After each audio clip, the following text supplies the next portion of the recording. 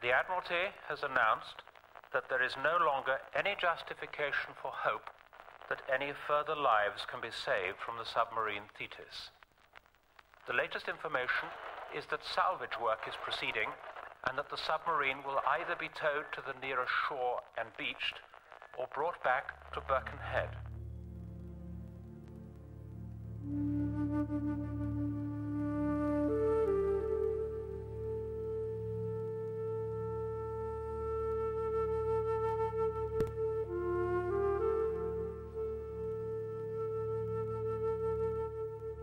In the autumn of 1939, the rusting hulk of the Royal Navy's most modern submarine was raised from Liverpool Bay and beached on a shoreline in North Wales.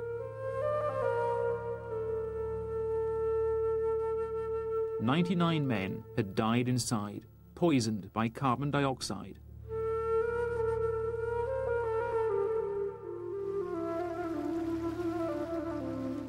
Yet for hours, the boat was clear of the water. What had caused the accident, which is still the Navy's worst submarine disaster? What were the fatal errors which made it impossible to free the men? And why did the government suppress an official report which would have blamed the Navy for the deaths?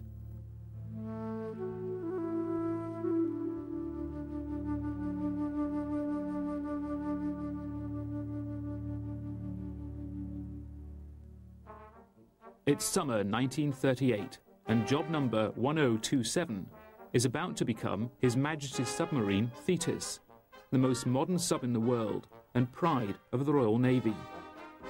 She's a patrol boat, 275 feet long with 6 torpedoes, the first of the Trident-class submarines to be built at Camel Laird in Birkenhead. Camel Laird, to me, was the world's greatest shipyard. It was my first launch, actually. Alongside the slipway, of course, it had the other submarines. And strangely enough, on that launching platform were 3 of the senior officers that were lost in the Thetis.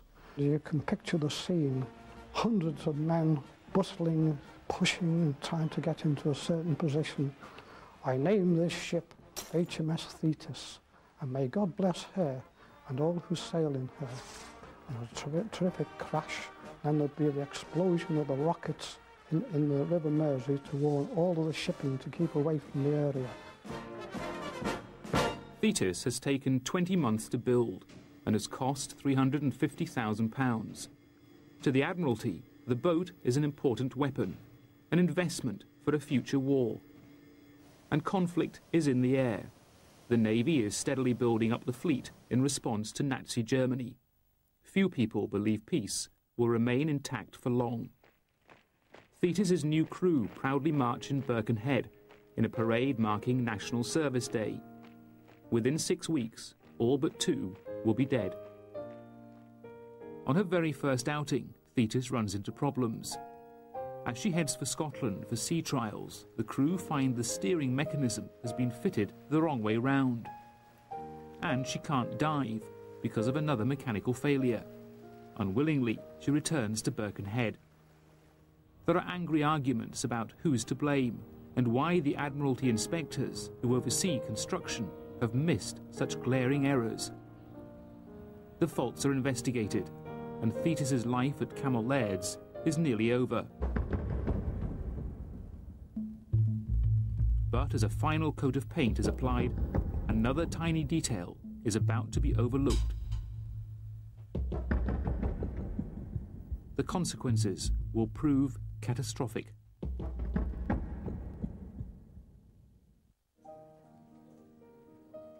On the final day of May 1939, the crew gathers for a party. Tomorrow, Thetis is leaving port again, a second attempt at diving trials. This time, it's closer to home, in Liverpool Bay.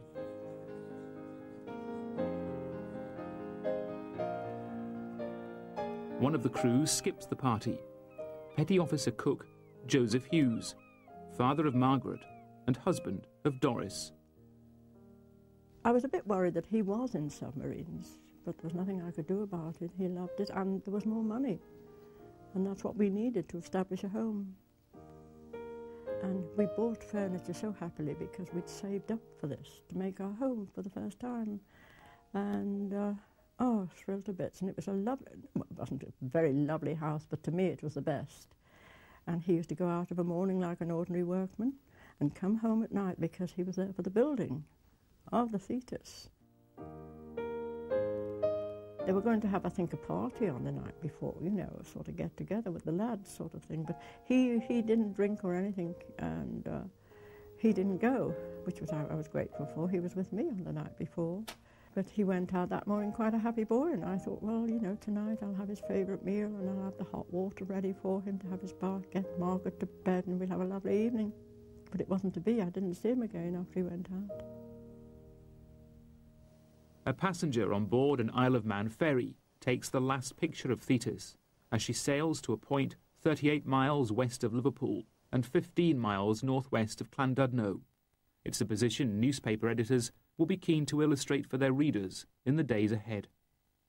On board, it's cramped. There are 103 men. Only 69 are sailors.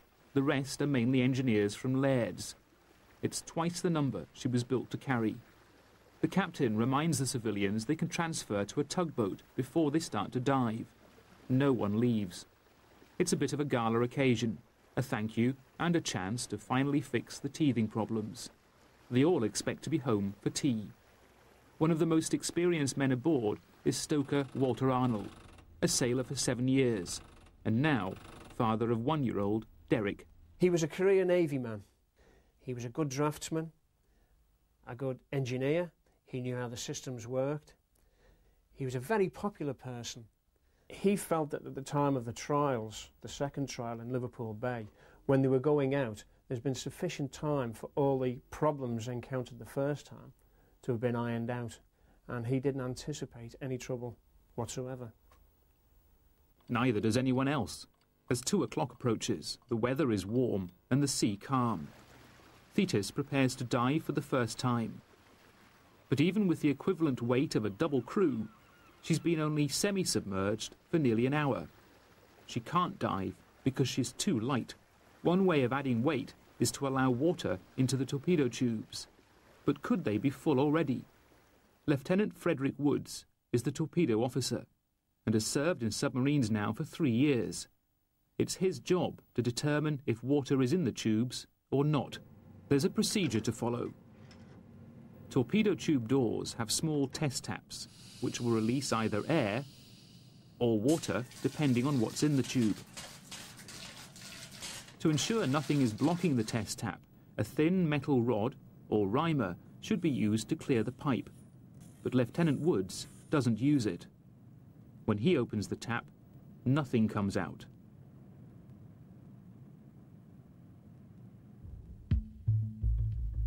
He isn't to know that a few weeks earlier, a painter, working on the other side of the torpedo door, had allowed enamel to drip inside the test tap and solidify. Water can't get through because the pipe is blocked. Woods, though, now believes the tube is empty. In fact, it's full, and worse, the outer torpedo door, the one leading to the sea, is also open. For reasons which will never be explained, Lieutenant Woods decides to open the door inside the submarine.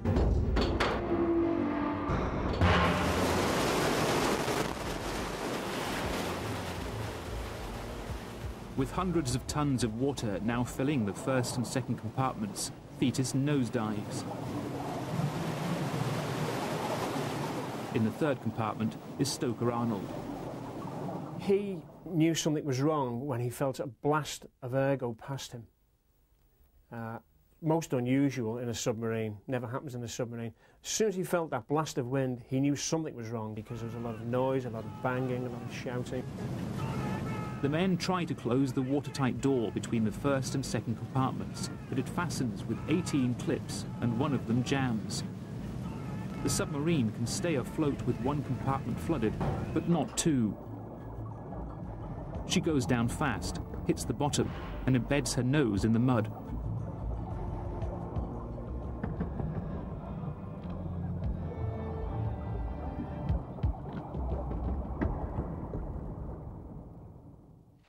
On the surface, those on board the escort tug, Greebcock, aren't sure what's happened.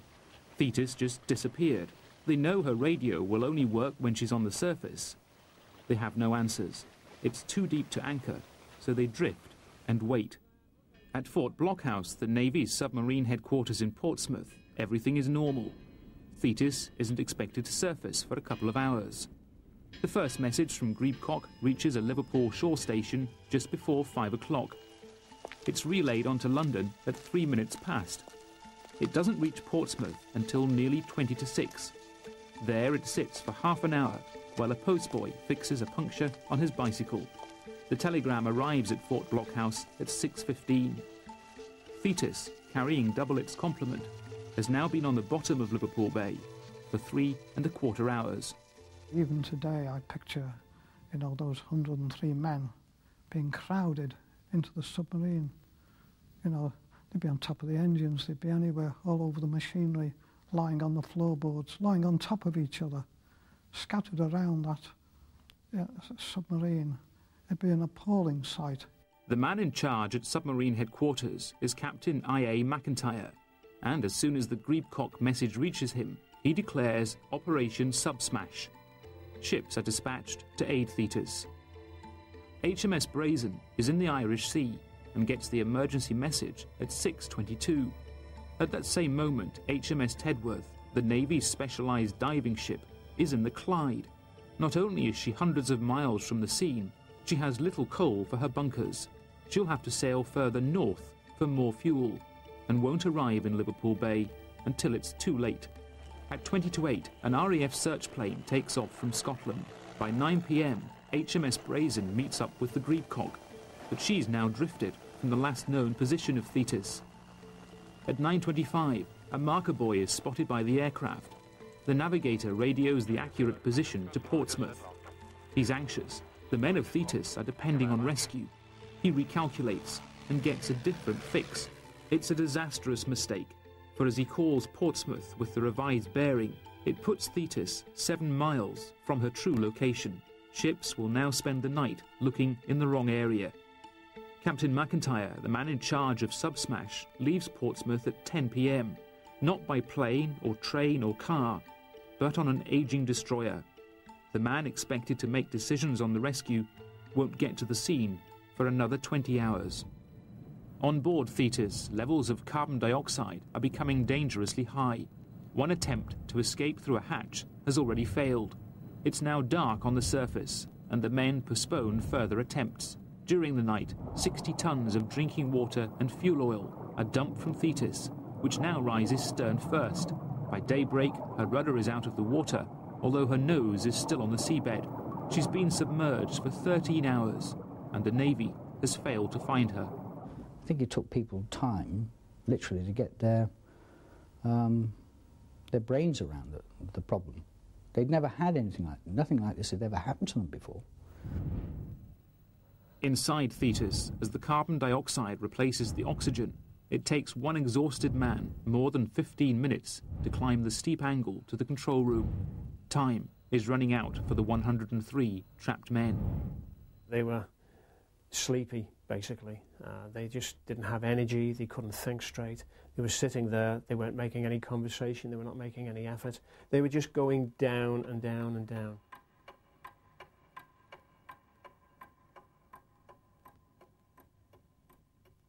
When he didn't come home, I just went to bed, quite happily. I thought, well, he's gone to his sister. I had no worries at all until the next morning when I came down the stairs and saw the Daily Express. And I thought, that's it, he's gone. Others are also only now learning about the ongoing disaster through newspapers, like the brother of leading seaman Walter Luck. If you can look up to a big brother, well, that's what I did. And when he joined submarines, I thought, well, there's only one person that's running the Navy now, and that was my big brother. I was down in Portland at the time on the Resolution. Somebody dropped down a newspaper. I think it was the Daily Mirror. And on the back of that was a photo of my mother and sister with a number of other relatives standing outside of Camel waiting for news. And that was the first I knew about it. I reported to my divisional officer, and I told him that I'd got a brother on board. I said then that I didn't want to go home straight away, because if I'd have gone home and he'd have got out, the first thing I know he would have said to me, well, what the heck do you want to come home for, upsetting everybody? So I just waited. At Stoker Arnold's house, a telegram boy arrives.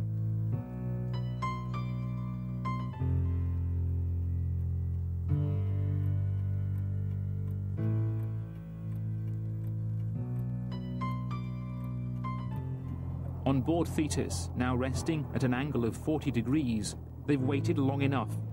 It's daylight on the surface, and they'll stand more chance of being picked up. Two men, Captain Joe Oram and Lieutenant Woods, go into the escape hatch. At the same moment, HMS Brazen spots the marker buoy, and within 10 minutes, Oram and Woods are safe. The full extent of their colleagues' precarious position is now all too clear to see.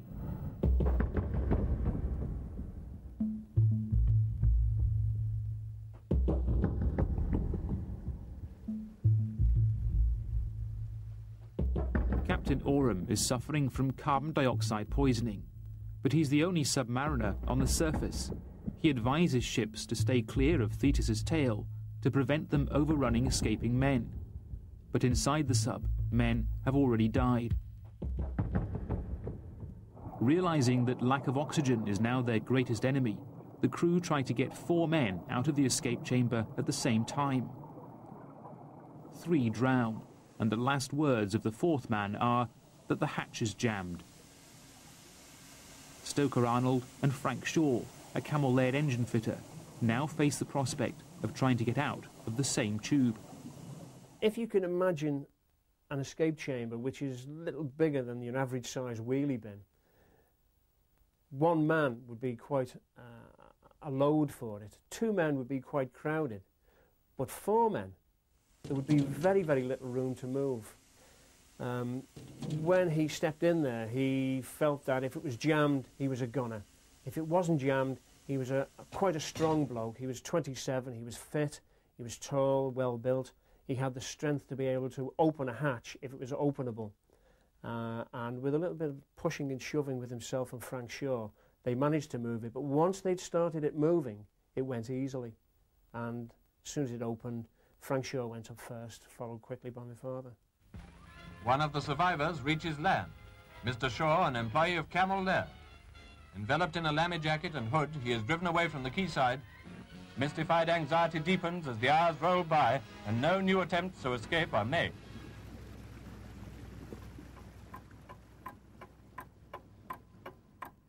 And then there was a silence on the radio, and my sister came round. She said, "They've got 4 off, Doris, but there's no more coming off, and they're going to give another announcement at midday, 12 o'clock. I said, "Oh, God." I said, "Of course, he told me about coming through the conning tower and all that, you know," and I thought, well, he told me all about that. He'll come out, and he's a good swimmer. 4 men have now escaped from the submarine. 99 are still entombed.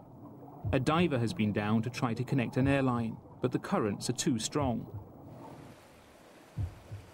Now a wire hawser is strung around the stricken submarine and held in place by a salvage ship. The plan is to keep the stern up in the rising tide. A wreckmaster, Charles Brock, starts to undo a hatch, but escaping air worries him and he tightens the bolts again. As the tide changes and starts to push against her, Thetis begins to heel. Brock leaps off the stern.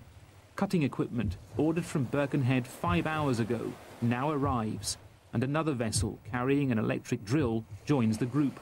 The wire hawser is tightened, and Thetis begins to rise. Without warning, the wire rope snaps. Slowly, almost gracefully, Thetis twists and starts to go down. 25 hours after making her maiden dive, Thetis is lost again. Before she touches bottom, 99 men will suffocate. The Admiralty issued a statement early this morning saying that divers had reported hearing faint tappings in the submarine Thetis. On the surface, no one knows the fate of the men in Thetis, and a new search gets underway. it's another 25 hours before the Admiralty gives up. I was given 4 days leave and a railway ticket because I think I had about 2 and 9pence on me at the time. And I arrived home, as far as I can recall, about an hour after my mother received a telegram saying, "Give up hope."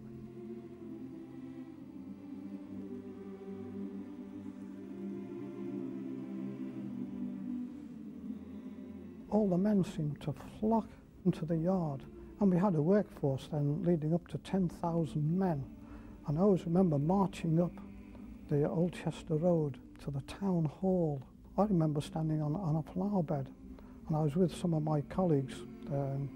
And at that time, we were thinking about forming the male voice choir, and all these colleagues seemed to get together by the town hall.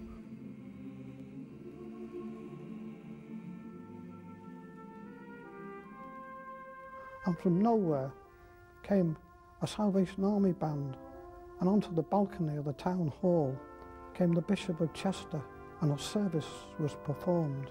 And I always remember the emotion as the men walked back to the yard. You know, we were very overwhelmed with the tragedy that had happened to one of our submarines in the bay, and the people that were lying down there inside the submarine. A memorial service at sea is held over the spot where Thetis went down.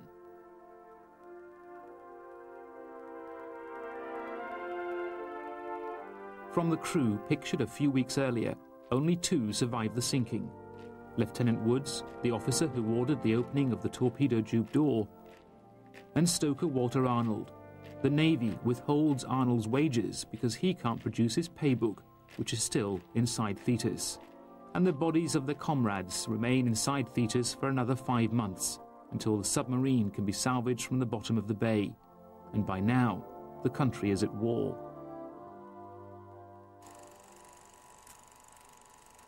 The public inquiry into the accident lasts 5 months. In the end, no individual is blamed. Camel Laird's is unsuccessfully sued, and the Navy has a global war to fight. Many believe more could have been done to save the men, but people's anger and frustration is quickly replaced by the need to survive themselves. Thetis is off the front page, for good.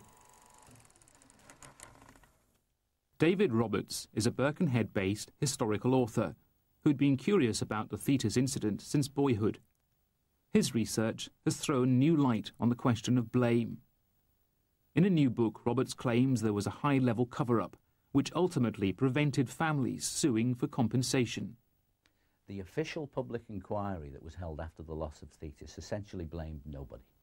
They blamed it on an unfortunate sequence of events, incredibly one of which was the failure of those aboard Thetis to escape.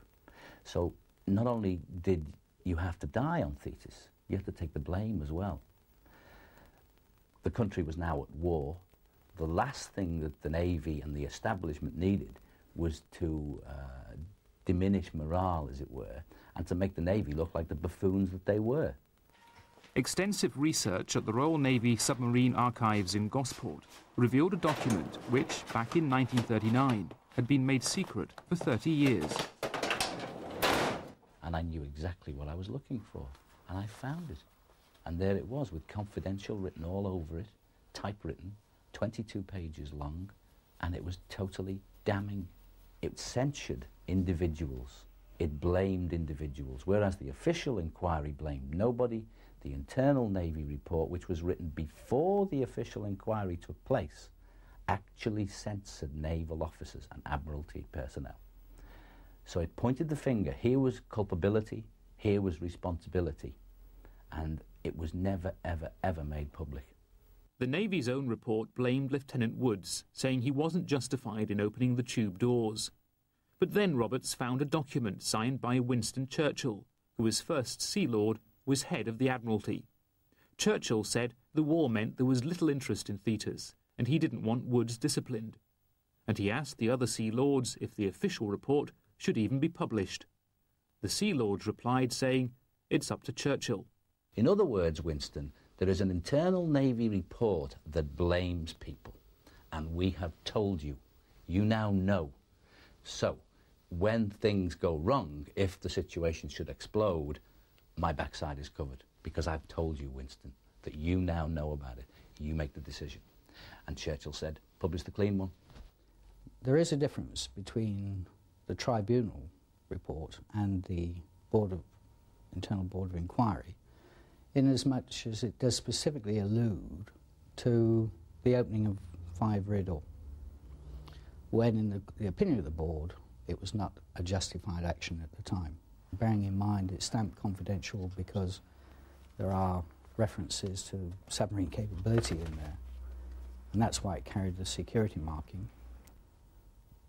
If the issue is one of cover-up, all I can say is, in my opinion, it was not a cover-up. Very difficult to lay blame at any individual's feet, because of the number of contributory factors. Lieutenant Woods remained in the Navy but never returned to submarines. He died in a car accident in 1947. He'd made a mistake, but so had many others. It was the end of Thetis, but not the submarine. There was one final twist of fate in store. It was refitted and relaunched as Thunderbolt in December 1940. On the 2nd of June 1943, the Admiralty announced that Thunderbolt had been depth-charged and lost with all hands in the Mediterranean. It was exactly 4 years to the day since Thetis had been lost in Liverpool Bay. She'd become the only submarine to sink twice. 61 years on, this extraordinary story still raises memories of bad luck, bad judgment, and bad timing.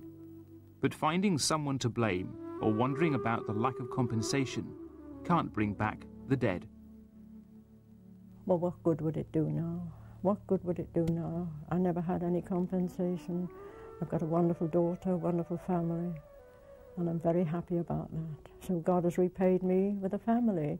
But at the same time, I've had a very lonely life. They say memories gradually fade, but when I stand by that grave, I do go back over 60 years and I remember. And I think of the waste, a big waste of life. The tragedy of Thetis was so many different mistakes were made. So many bad moves were made, and so many decisions were not made.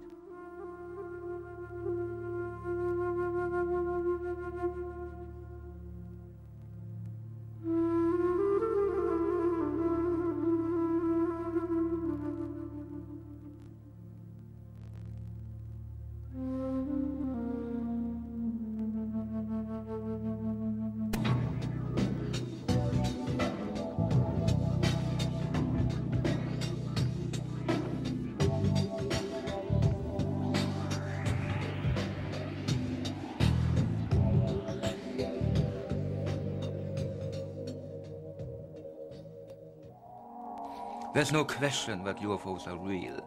I studied the UFO phenomenon all over the world in 42 countries. I traveled 1 million kilometers for it.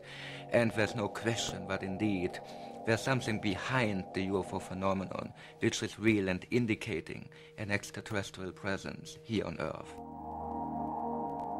I don't believe in UFOs. I've seen a number of them, and so I'm quite certain they exist. And it's a bit like asking, do you believe in this chair I'm sitting in? Well, I mean, it's there and you can see it. I've seen them. I've seen tremendous evidence associated with them. And there's no question in my mind that they are real. I personally don't think that's true, because there have been committee after committee consisting of top flight academics and people who are skilled in recognizing aerial phenomena and so forth. When they look at the evidence, what they find is that the UFOs turn out to be natural phenomena.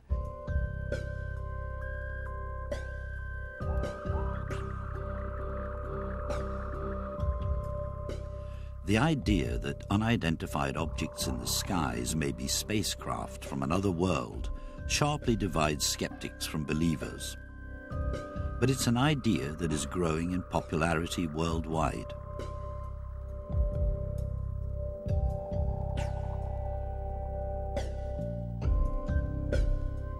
Unidentified flying objects have been seen in the skies since the beginning of time. But are they mere quirks of nature or something more profound? And if so, what?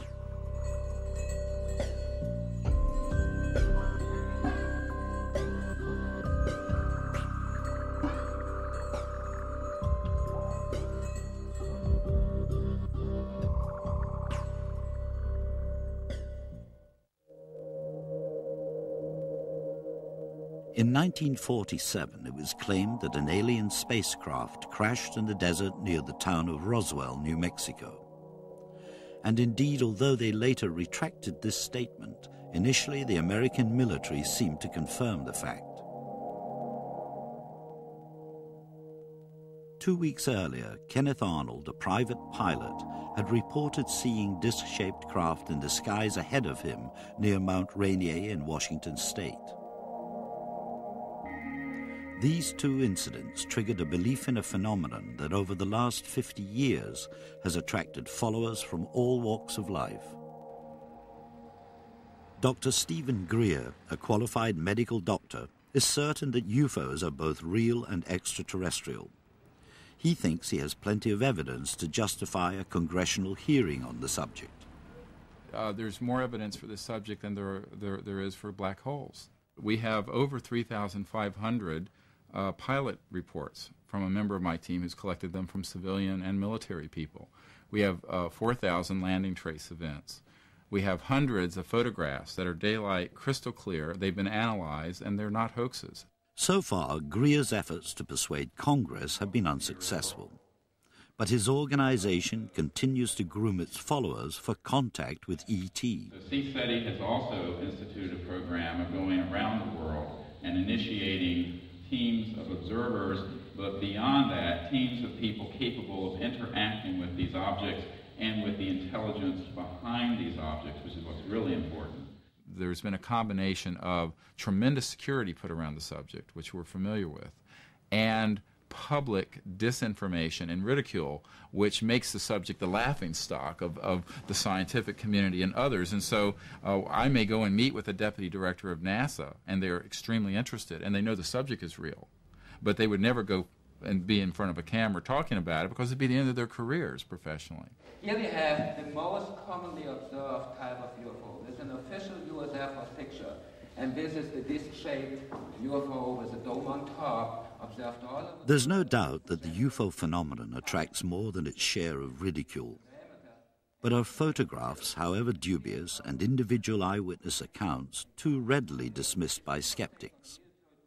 We, healthy, normal human beings, we are able to describe something we have seen accurately, and we are not the victims of delusions all the time. We can be, but we are not always. Denying the reality of UFOs means denying the value of the human testimony itself. Close to a crop circle area in Alpen Barns, and we have one of these little balls of light flying. The local UFO clubs that Michael Hessman addresses are part of a growing international circuit. By far the majority here are convinced that UFOs are real and extraterrestrial in origin. Is it such an impossible idea? It is not impossible at all for people to believe that we could be visited by other civilizations, because we ourselves send UFOs to other planetary bodies. So if there was life on some other planet, they may have also done the same thing by sending things to other planetary bodies. That there is intelligent life elsewhere in the universe is no longer doubted by many of today's scientists and astronauts like Ulrich Walter. I'm convinced that in our universe there are other intelligence. However, I don't think that's true within our galaxy, in our Milky Way. Astronaut Story Musgrave is even more convinced. Statistically, it's a certainty. There are hugely advanced civilizations, intelligences, life forms out there. I believe they're so advanced that they're even doing interstellar travel. I believe it's possible they came here. The ultimate question is someone else out there? And if they're out there, how many of them are there? And are they visiting us? We don't know, and we want to know.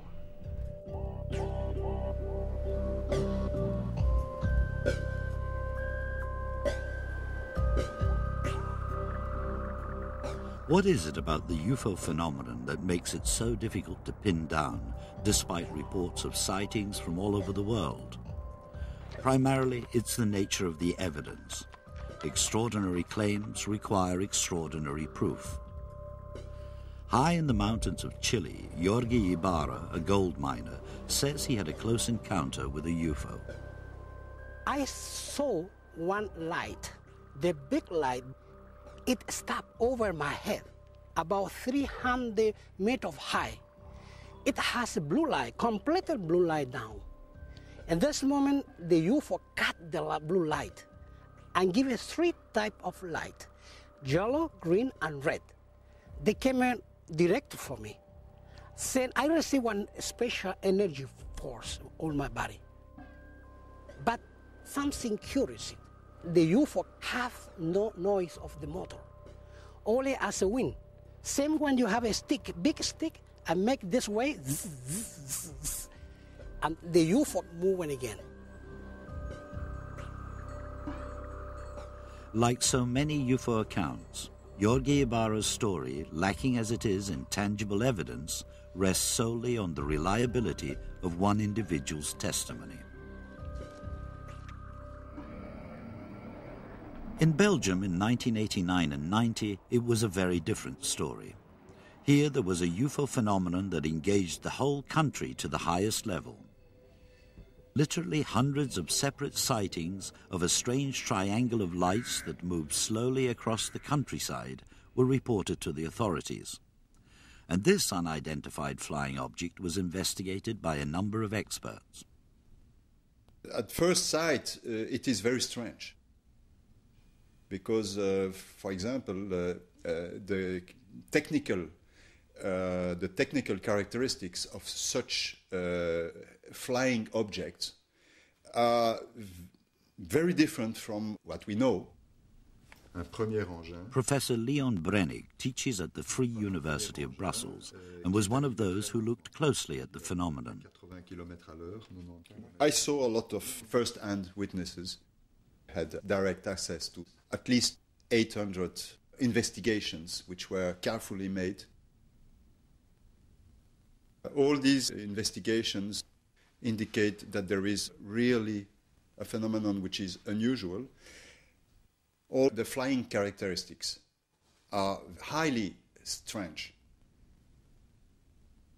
We have a lot of observations of such triangular platform which was hovering silently without any apparent action on the air above a farm during 20 minutes. Why above a farm? What does it mean?